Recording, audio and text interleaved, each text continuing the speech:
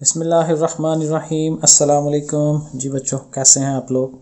ठीक ठाक हैं जी बच्चों। आज चैप्टर नंबर 4 करना है हमने। ठीक है जी, फिज़िक्स के न्यूमेरिकल्स करने हैं और ये सिर्फ स्मार्ट सिलेबस वाले सवाल करने हैं।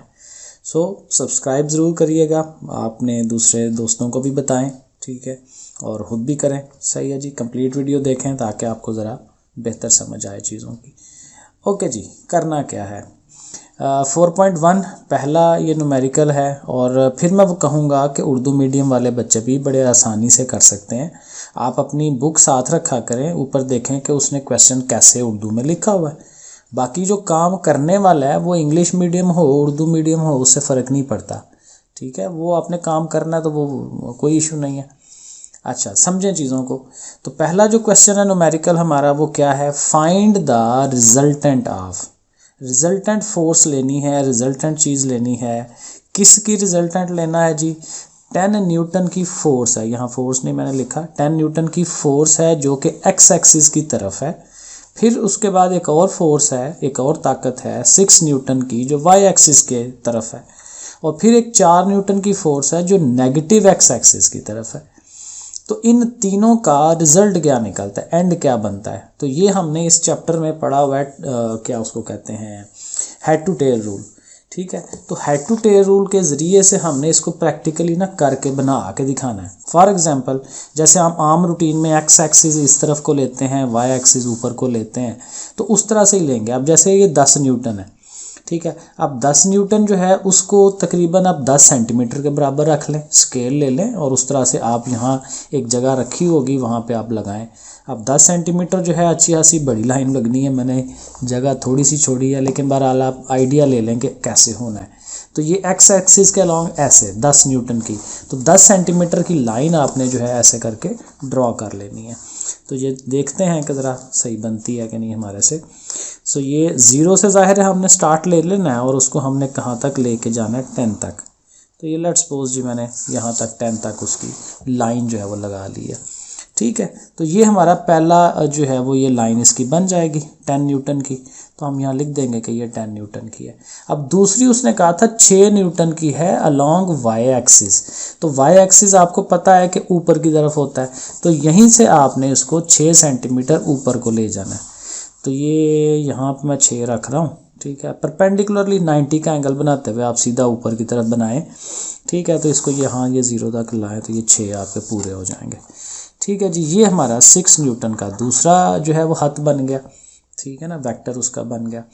अब आहर पे कहता है 4 न्यूटन की फोर्स है वो अलोंग नेगेटिव एक्स एक्सिस है। एक्स एक्सिस ऐसे होता है सीधा, तो पॉजिटिव एक्स एक्सिस हमने आगे की तरफ बनाया है, तो नेगेटिव होता है इस साइड पे पीछे की तरफ। लेकिन अब हम यहाँ पहुँचे हुए हैं, तो यहाँ से इधर को हम आएंगे। कितना, 4 न्यूटन है, तो 4 सेंटीमीटर की हम जो है वो लाइन लगाएंगे। तो 4 सेंटीमीटर की आप तकरीबन अंदाज़ा, ये ज़ाहिर है आप ज़रा आराम से बनाएंगे तो बेहतर बनेंगी। यहाँ मुझे अब इतना नज़र भी सही नहीं आ रहा। लो जी, इस तरह से करके बना देंगे। ठीक है, ये तीनों हमने बना ली। यहाँ पे ये हमारा 4 न्यूटन आ गई। अब इसका हमें रिजल्टेंट चाहिए। तो हेड टू टेल रूल में क्या होता है कि जहाँ से आपने स्टार्ट लिया था वहाँ से, यानी कि पहले की टेल और आखिरी वाले का जो हेड बनता है उनको हमने मिलाना होता है। तो हमने इसको इससे मिला देना है।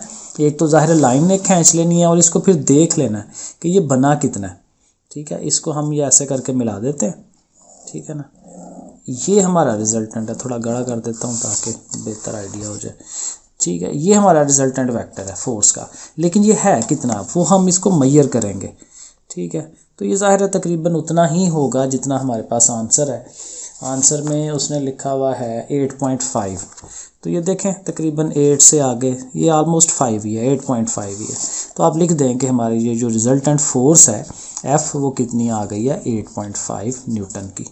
ठीक है, और दूसरा उसने एंगल भी इसका पूछा हुआ है। अब एंगल के लिए आपको डी रखनी पड़ेगी, यहाँ पे करके डी रखिएगा।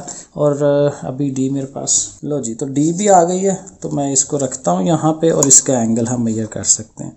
यहाँ पे रखें, लाइन के ऊपर लाइन को चढ़ाएं और ये एंगल तकरीबन ये 45 ही है। कितना एंगल उसने दिया हुआ है, हाँ 45 ही बनता है। तो यहाँ लिख दें कि उसका जो एंगल है, जो थीटा है, वो 45 डिग्री है। तो ये दोनों आंसर आ जाएंगे। ये वैसे पेपर में मेरा नहीं ख्याल आता है, लेकिन बहरहाल ये कर लें, इस तरह से होता है, ठीक है ना। तो ये 4.1 जो हमारा न्यूमेरिकल है ये थोड़ा सा हटके है, लेकिन उसको इस तरह ग्राफ करके बना के फिर हमें इसको करना होता है। अच्छा जी, अब चलते हैं 4.2 पे। अब सीधे सीधे सवाल है, find the perpendicular component of a force. एक फोर्स है, उसका परपेंडिकुलर कंपोनेंट। थ्योरी में आपने पढ़ा हुआ है कि इसके दो तरह के कंपोनेंट होते हैं। किसी भी फोर्स के हम दो हिस्से बना लेते हैं, एक उसका एफ एक्स और एक एफ वाई। एफ एक्स होता है एक्स के अलॉन्ग उसका एक्स कंपोनेंट, और एफ वाई होता है वाई कंपोनेंट, ठीक है। वो आप उर्दू में देख लें कैसे इसको कहते हैं, वो आप पढ़ के देखें इसे। तो कहता है उसके जो परपेंडिकुलर इसलिए कहते हैं कि वो जो दो कंपोनेंट बनते हैं एक दूसरे के साथ 90 का एंगल बना रहे होते हैं। तो उन दोनों को फाइंड करना है, बेसिकली एफ एक्स को फाइंड करना है और एफ वाई को फाइंड करना है, ठीक है।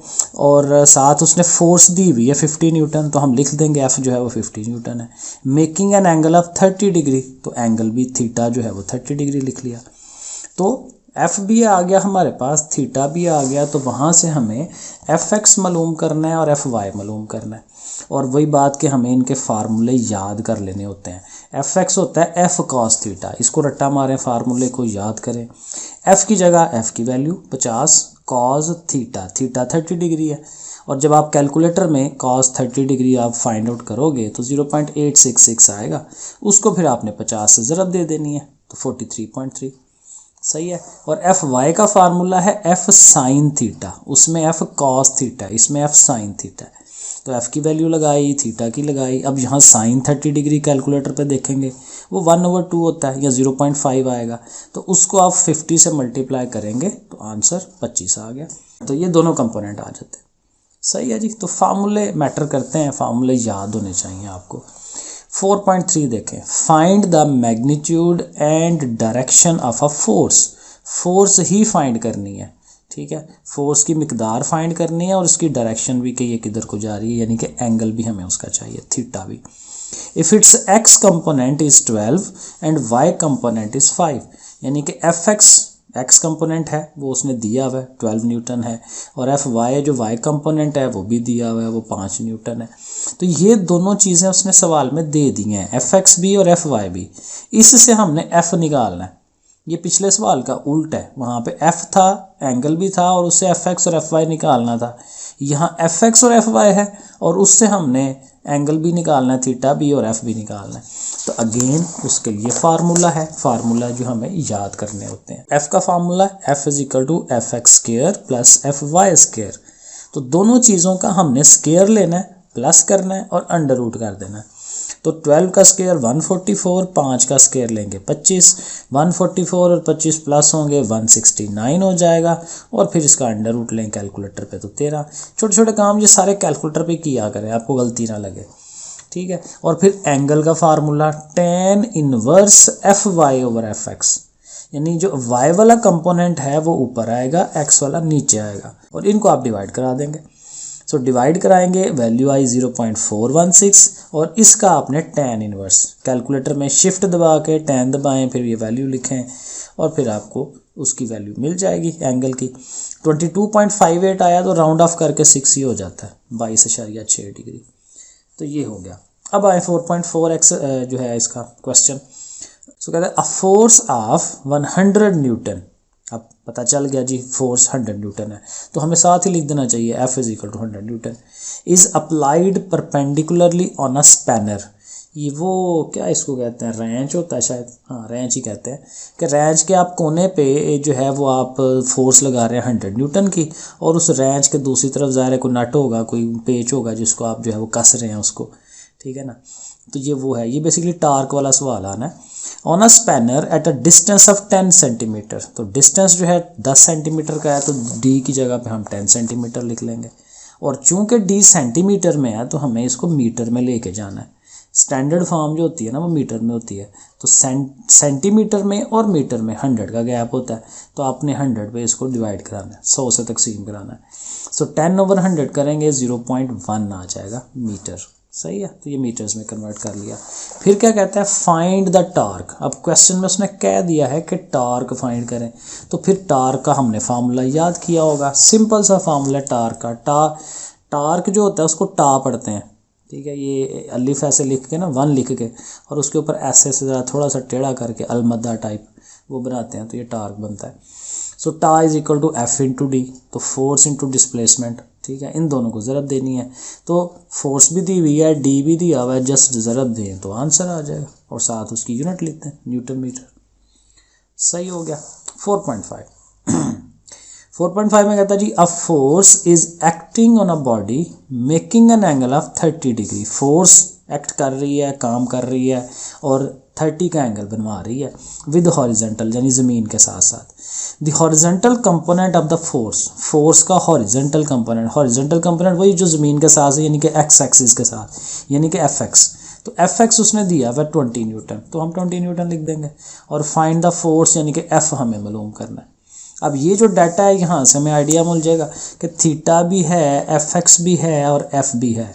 तो फिर इन तीनों चीज़ों का कम्बिनेशन ये फार्मूला बनता है, एक्स कंपोनेंट का formula F X is equal to F cos theta. F X की वैल्यू है हमारे पास, एफ हमें मालूम करना है और थीटा 30 डिग्री है। तो चूंकि हमें एफ चाहिए तो एफ के लिए फिर हमें क्या करना है कि cos 30 को उठा के उधर ले जाना है और cos 30 की वैल्यू कैलकुलेटर पे ले भी लेंगे तो वो ज़ाहिर है 0.866 आएगी और ये ओवर में आनी है। इधर मल्टीप्लाई हो रहा है ना, ये इधर डिवाइड में आएगा और 20 से इसको डिवाइड कराएं, तकसीम कराएं 23.09 और 9 को राउंड ऑफ करके 0 की जगह 1 आ जाता है 23.1 न्यूटन। तो फोर्स आ गई। तो ये छोटा सा सवाल है, कोई ज़्यादा इशू नहीं है इसके अंदर।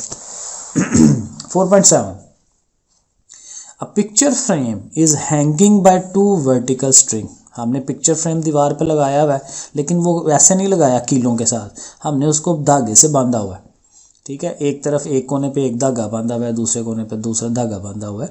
तो कहता है कि वो जो धागे हैं उनके अंदर टेंशन है, यानी खिंचाव है उनके अंदर। एक धागे में खिंचाव जो है वो 3.8 न्यूटन का है और दूसरे में जो टेंशन है वो 4.4 न्यूटन की है।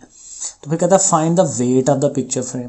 अब बड़ी सिंपल सी बात है, जितना वेट होता है उतना ही खिंचाव होता है, उतनी ही टेंशन होती है। या ऐसे कह लें कि जितनी टेंशन होती है उतना ही वेट होता है, क्योंकि जिस चीज़ का वज़न ज़्यादा होना है उसी की टेंशन, वो खिंचाव ज़्यादा पैदा होगा क्योंकि उसका वज़न ज़्यादा है।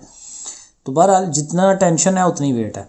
तो हमें ये दोनों टेंशन्स हैं वो लिख लेनी है, उनको प्लस कर लेना है, क्योंकि दोनों जो है वो एक ही फ्रेम को पकड़े हुए हैं। तो दोनों को प्लस कर लें, 8.2 आ गया। अब यही जो टेंशन है यही उसका वेट है, सिंपल सी बात है। 8.2 है तो आप लिख दें टोटल वेट जो है 8.2 न्यूटन। दैट्स इट, सवाल हो गया 4.7। और 4.8 भी मिलता जुलता है इसी के, ये टेंशन वाला ही सवाल है टेंशन देने वाला सवाल नहीं है, ये वो धागे की जो टेंशन है, खिंचाव, उसका सवाल है। सो 2 blocks of message 5 kg and 3 kg। कहता है 2 ब्लॉक हैं, एक का वज़न 5 किलो, वज़न तो नहीं हम इसको कहेंगे, मैस कहेंगे। एक का मैस 5 kg है, दूसरे का मैस 3 kg है और उनको भी हमने सस्पेंड किया हुआ है, लटकाया हुआ है बाय द 2 स्ट्रिंग, 2 रस्सियों से लटकाया हुआ है, धागों से लटकाया हुआ है। तो find the tension in each string.